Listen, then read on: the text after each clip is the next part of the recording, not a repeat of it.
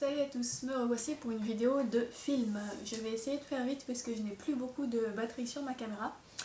Donc nous allons commencer tout de suite avec les films que j'ai à vous présenter cette semaine. Il y en a un petit peu parce que ça faisait longtemps que je n'avais pas fait et que je n'avais pas fait de vidéo, je veux dire.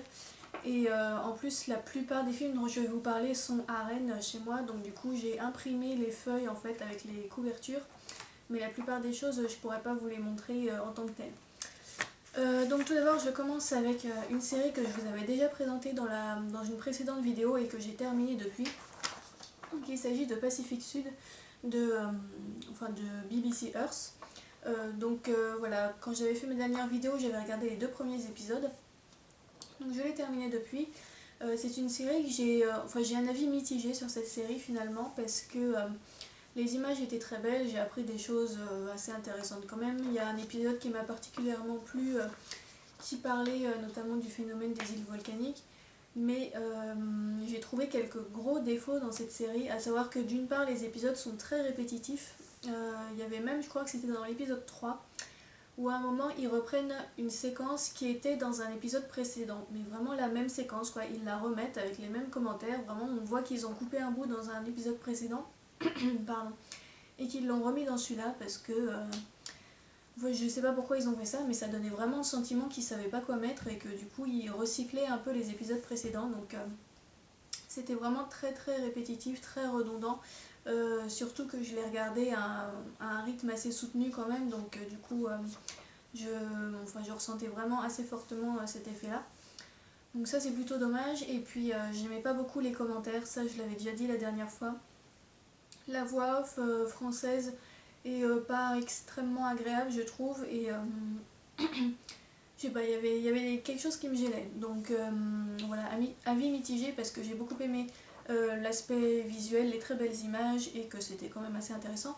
Mais j'ai trouvé que c'était donc trop redondant et qu'il n'y avait pas la même qualité que les documentaires BBC Earth que j'avais vus jusqu'à présent.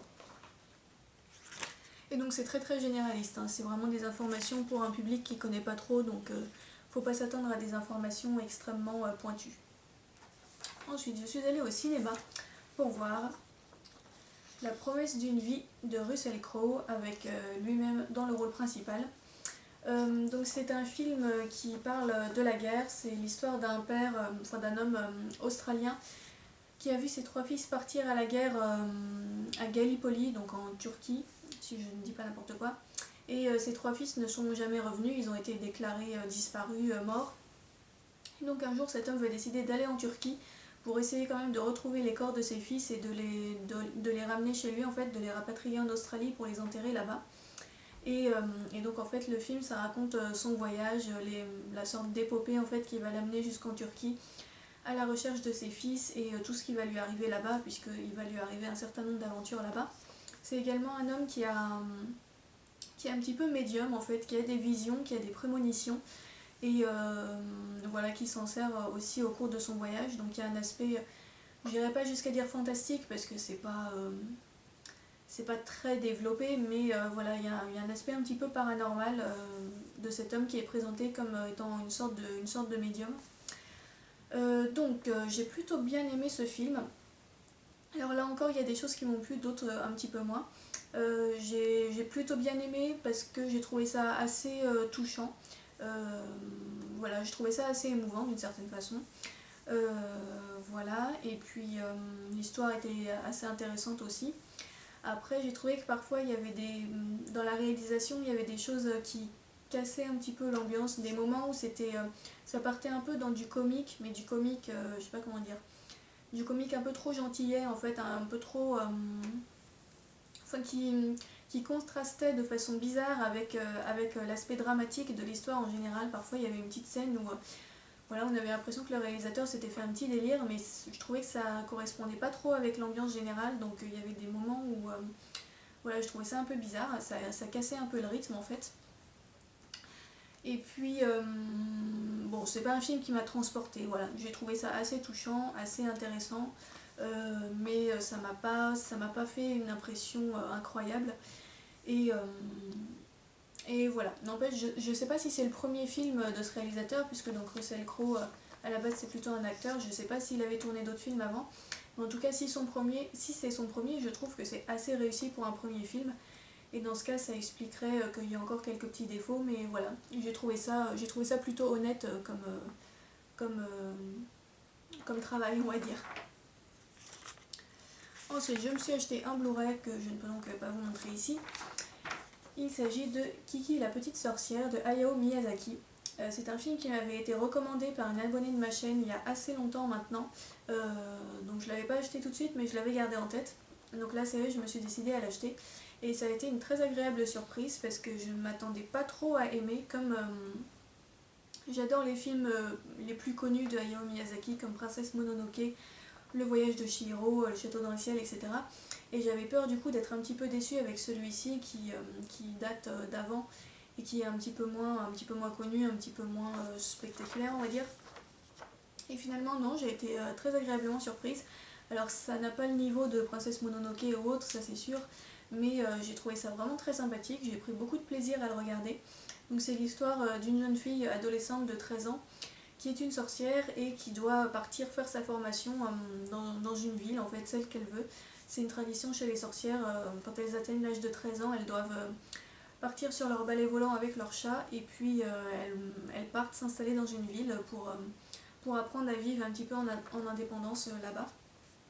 Et j'ai été assez surprise de voir que ça se déroulait à l'époque moderne en fait. Je pensais que c'était vraiment un film merveilleux qui se passerait peut-être dans une époque assez lointaine où il n'y avait pas l'électricité, où voilà, c'était un monde un petit peu style fantasy, on va dire.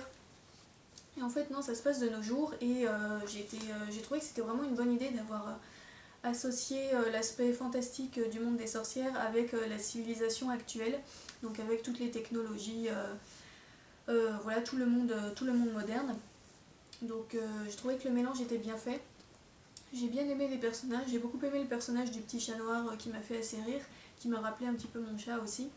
Et puis j'ai trouvé que même si c'était un film qui dans l'ensemble était assez léger, qui était plutôt pour la jeunesse, etc., il y avait quand même quelques idées assez profondes, quelques réflexions, des réflexions parfois assez tristes finalement sur le passage de l'enfance à l'adolescence, puis vers l'âge adulte ensuite.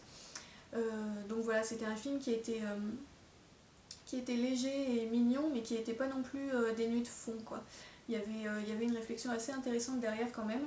Et du coup, voilà, j'ai vraiment beaucoup aimé, c'était une bonne découverte.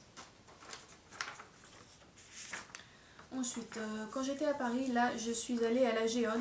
Donc, pour ceux qui ne connaissent pas la Géode, c'est une salle de cinéma un peu particulière puisque c'est du cinéma IMAX en fait. Donc, c'est un écran de 1000 mètres carrés qui est un petit peu sous forme de sphère. Et donc, en gros, quand on va là-bas, on est vraiment entouré de toutes parts par l'écran. En fait, c'est un très grand, c'est un très grand truc, quoi. Et donc, la Géode passe principalement des documentaires. Donc là, je suis allée en voir un. Il s'agit de Hidden Universe, qui est donc, comme vous le constatez, un documentaire sur la cosmologie, l'astronomie. Et donc ça parle des univers vraiment très lointains en fait, jusqu'où est-ce que on a actuellement réussi à voir avec les télescopes les plus puissants du monde, vraiment les galaxies les plus lointaines qu'on connaît en fait. Et voilà, c'est un petit documentaire sur ça qui nous explique donc à quoi elles ressemblent, de quoi elles sont constituées, comment fonctionnent les télescopes super puissants qui permettent de les observer. Et donc voilà, c'est très vulgarisé, donc ça va pas très loin dans le détail, mais c'est un petit documentaire voilà, qui nous fait un tour d'horizon des confins du cosmos. C'est très court, je sais plus combien de temps ça dure exactement, mais je crois que c'est peut-être genre 45 minutes ou 50 minutes, enfin c'est vraiment... moi j'ai trouvé ça trop court personnellement, j'aurais préféré que ça dure un peu plus. Mais ça a été une très bonne expérience parce que sur l'écran géant c'était vraiment très beau, puisque donc il y a des images qui sont vraiment magnifiques. Alors bon là sur la feuille que j'ai imprimée ça rend pas très bien, mais des images des univers comme ça avec des couleurs, avec des formes, voilà, des galaxies nébuleuses, etc. qui sont vraiment très belles. Et donc de voir ça sur un écran géant comme ça, d'être entouré comme ça par les étoiles et tout le reste, c'était assez impressionnant et c'était vraiment une expérience particulière, quoi. Donc si vous êtes sur Paris ou aux alentours, je vous conseille d'aller tester ça parce que c'est une expérience cinématographique assez insolite qu'on n'a pas du tout dans les cinémas normaux. Et donc voilà, même si c'était un petit peu court, que j'aurais voulu qu'il y en ait un peu plus, qu'on ait un peu plus d'informations, que ça aille un peu plus loin, j'ai quand même passé un très agréable moment avec ce petit documentaire. Et donc je termine cette vidéo avec cette fois un objet que je vais pouvoir vous montrer puisque je l'ai regardé ici. Il s'agit de Game of Thrones saison 4. Donc voilà, mon père l'avait commandé et j'attendais de venir passer les vacances chez mes parents pour la regarder. Donc cette saison 4 que j'attendais avec grande impatience, j'avais regardé les 3 premières saisons assez rapidement dans le temps et du coup il y avait eu un long temps ensuite avant que la saison 4 sorte en Blu-ray. Puisque donc j'attends systématiquement les sorties Blu-ray en fait pour regarder les séries, sauf quand elles passent à la télé éventuellement sur les chaînes publiques, mais je télécharge jamais des choses en streaming ou des choses comme ça quoi. J'attends plutôt les sorties en Blu-ray. Et donc Game of Thrones saison 4, c'est une saison où j'ai un avis un petit peu bizarre dessus, puisque en même temps j'ai bien aimé, il n'y a pas de souci, j'ai passé un bon moment à la regarder, je trouve toujours ça très intéressant. Mais je dirais que quand même j'ai un avis qui est un peu plus mitigé que sur les 3 premières saisons, notamment à cause d'une chose dont je vous parlerai un petit peu après, mais tout d'abord j'ai trouvé qu'il y a certaines choses qui deviennent un peu trop prévisibles. En fait, quand on arrive à la 4e saison, on commence à assez bien connaître les rouages de l'histoire et du coup ça devient assez simple finalement de prévoir certains événements puisqu'on on commence à sentir les choses venir en fait. Quand on a vu les épisodes précédents, qu'on sait quel genre de retournement de situation peuvent se passer, etc. Quand on voit un petit peu, je trouve pas mes mots là, mais quand on commence à avoir l'habitude des effets, des techniques utilisées par les scénaristes, du coup il y a certains événements qui commencent à devenir assez prévisibles. Donc bon, ça c'est peut-être un petit peu inévitable, mais dans tous les cas je l'ai ressenti à certains moments sur cette saison-là. Je trouve aussi qu'il y a 2 personnages qui sont un peu sous-exploités dans cette saison-là, notamment le personnage de Daenerys. Alors, je ne sais pas trop comment ça se prononce, Daenerys ou Daenerys, bon, la Targaryen qui élève les dragons là. Je trouve que depuis la saison 3, ce personnage est très sous-exploité, on la voit pas énormément, et puis quand on la voit, elle fait un peu toujours la même chose, elle se promène un petit peu sur son territoire. Bon, je vais pas vous dire ce qu'elle fait pour pas spoiler, mais je trouve que les scènes avec Daenerys sont très répétitives, notamment dans cette saison 4, et qu'elles perdent un petit peu de leur intérêt, alors que c'est un personnage que j'aime bien. Donc j'aurais bien voulu qu'il lui arrive des choses un petit peu plus surprenantes, un petit peu plus intenses. Là, je trouve que ça tombe vraiment dans une routine qui était un petit peu dommage. Voilà. Et le deuxième personnage, où là, dans cette saison 4, m'a semblé un peu en deçà de ce dont j'avais l'habitude, c'est le personnage de Jaime, donc qui est également surnommé le Régicide. Donc c'est un Lannister, le frère jumeau de la reine Cersei. Et donc Jaime, dans les 2 premières saisons notamment, et puis un petit peu dans la 3e aussi, c'était un personnage qui était vraiment sans foi ni loi, qui était très machiavélique, qui était très cruel. Mais justement, il avait un certain charisme du fait de ce côté vraiment... ce côté un peu salaud entre guillemets on va dire. Et là dans cette saison 4 je trouve qu'il s'est beaucoup calmé en fait, qu'il est devenu très gentil. Et je dois dire que ça m'a surprise parce que je m'attendais pas du tout à cette évolution de la part de ce personnage. Alors il est toujours charismatique parce que bon voilà c'est un beau mec etc. Mais son caractère a vraiment beaucoup changé d'un coup et j'ai trouvé ça un petit peu bizarre.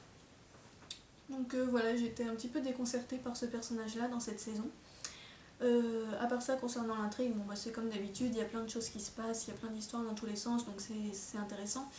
Mais il y a dans cette saison-là un truc qui m'a vraiment beaucoup gênée, mais qui m'a choquée au point que je sais pas si je continuerai cette série.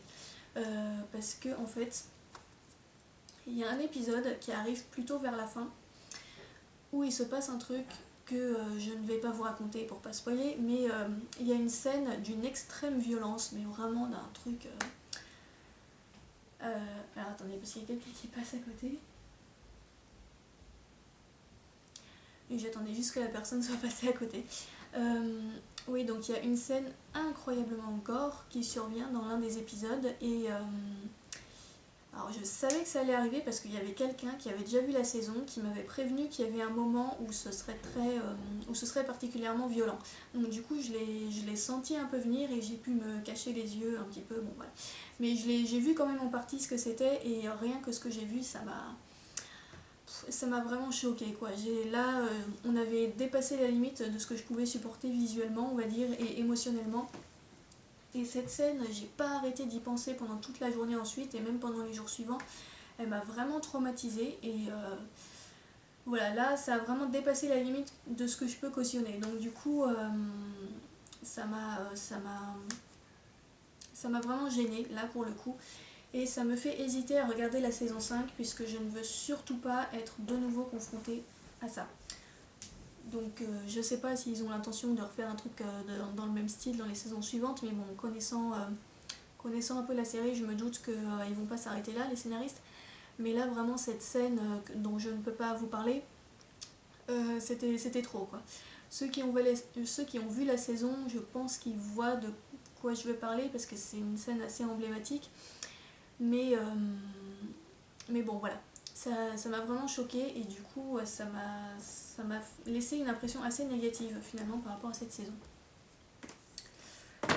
Donc voilà, je vais m'arrêter là puisqu'il y a des gens qui commencent à arriver et j'aime pas qu'on m'entende parler toute seule devant ma caméra. Donc je vais terminer cette vidéo. J'espère que vous avez de bons visionnages, que vous passez de bonnes vacances. Je vous retrouve bientôt pour une vidéo de livres et d'ici là, je vous dis à bientôt. Salut!